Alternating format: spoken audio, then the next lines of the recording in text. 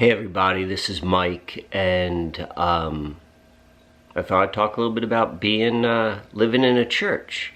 I've been here for a month. I'm about halfway through, and a question was posed: what's it like living in the church? And frankly, it's been a really interesting and enjoyable time.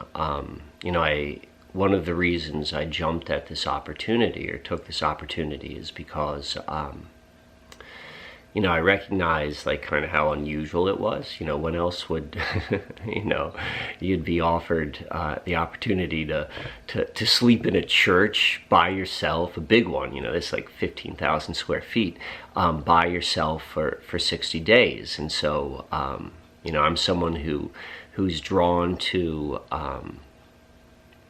I guess you'd call them peak experiences, like maybe not necessarily in the, Mountain Dew jumping out of an airplane sort of expression, but just like unusual experiences. So I was excited for this opportunity, and I come into it like, I don't have a religious background. I did not grow up in a family where going to church was common. And so like I come into this without the sort of emotional baggage which, someone who did go to church growing up has. And what I mean by baggage is like, there's built into the layers of consciousness of neural pathways, whatever. I don't have that per se. So like I can come into here with a fresh feel, and it feels good. Like, and what I mean by that, like there are a lot. I've never felt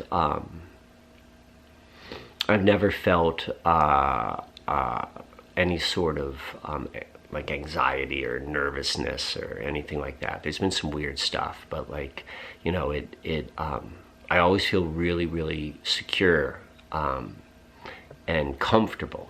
So let me give you a little bit of a tour. The room which I sleep in, I think it was probably the office of the executive director of the organization. I think quite a few organizations were in this building. Quite a few different churches as organizations use this church as a building throughout its history. And it's not an old church.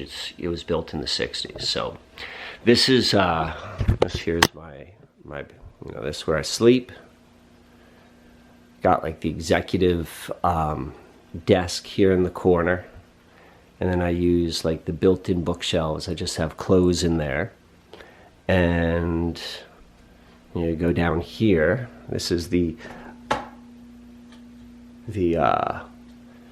a little vestibule, and there are two other offices. And what's cool about this, there's been so many like kind of gifts, but my sons, I've got two sons, and they come here, and this is where they do their schoolwork, and it's kind of it's cool for them because, they get offices and they get to feel like, important.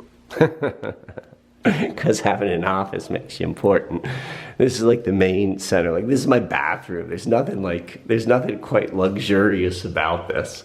The shower downstairs. I'll show you this. This is funny. They built a shower for me, and there isn't a shower in the building, and it's this makeshift shower. So this is part of what I've been doing. All of these different, these hallways down here, they're all different classrooms, and was filled with stuff. And I went through all of the rooms and have been organizing and throwing everything out. Probably filled up nearly 2 dumpsters worth of trash. This is my shower. So it's they did this makeshift shower off the sink here, and it's like literally the drain is the urinals. And at first I thought this was going to be kind of weird or strange, but it's a nice place to shower. Like, it's really open, and the house which I live in is an older Cape Cod, and the shower is really small, and I didn't realize how claustrophobic it was until I started showering here. This goes all the way down. But this has been like the main, or a big part of what I've been doing during the day is cleaning out the basement. And to me, that's I look at life, or at least I look at my life and like the events in a similar way as interpreting a dream. You know, things are symbolic, they're metaphorical. So the idea of going into a church and cleaning out all of the basement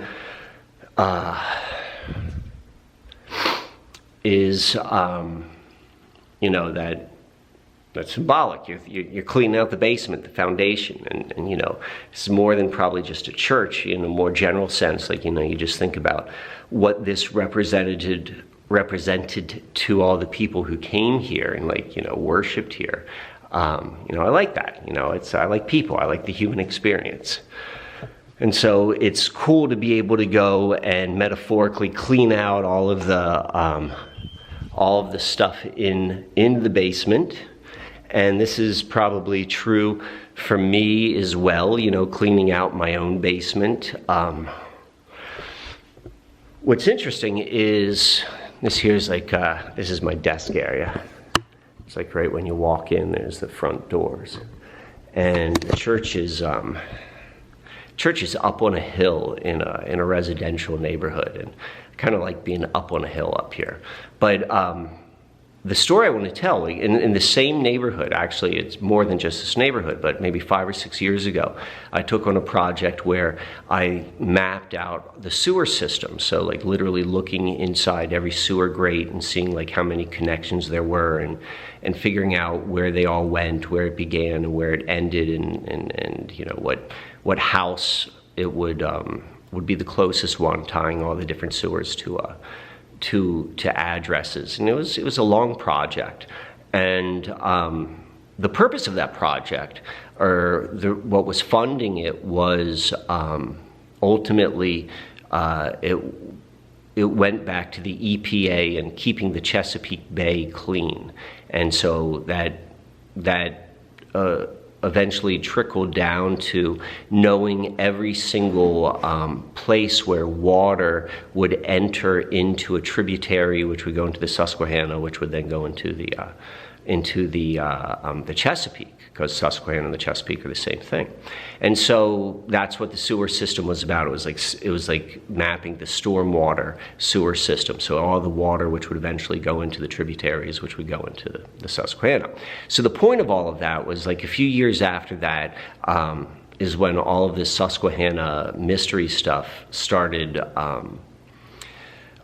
You know, I started doing that research, and it just unfolded so naturally and so easily. And the only thing that kind of made sense to me, like, you know, why would I know this? Like, you know, why would this be so obvious? And I was like, oh, I must have paid my dues, if you will. I was down in the sewers, in like the basement, if you will, of the waters that went into the Susquehanna. And then, like, years later, you know, it showed itself in you know, maybe being able to pierce through some of the veils that were covering the story of the Susquehanna. And so here I am now, 5, 6 years later. I'm in the same general area, and I've got like a similar project with the same organization, and you know, now I'm in a church.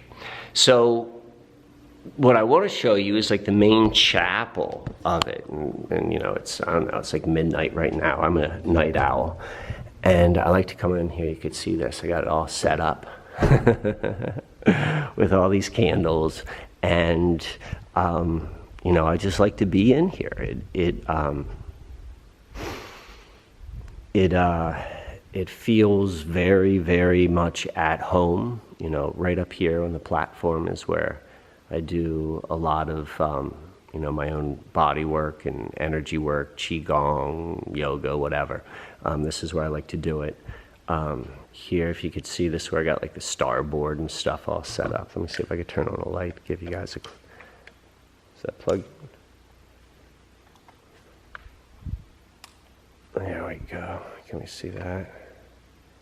got all the different sort of stuff in here. And yeah, I come in here and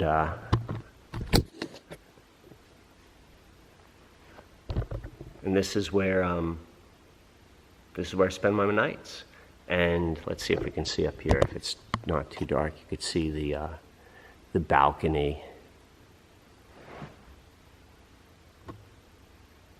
Everything up there. And you know, I'm halfway through, and I'm sensing and I'm seeing like changes within myself. I'm seeing changes within my life, and I think the real deep work is probably going to be in the next 30 days. So I'm excited. I'm excited to see what comes. I'm excited to see what's happening in the outer world, and you know, just where this journey is going to go. So that's my tour. I hope it was interesting, and you know, thanks for playing along.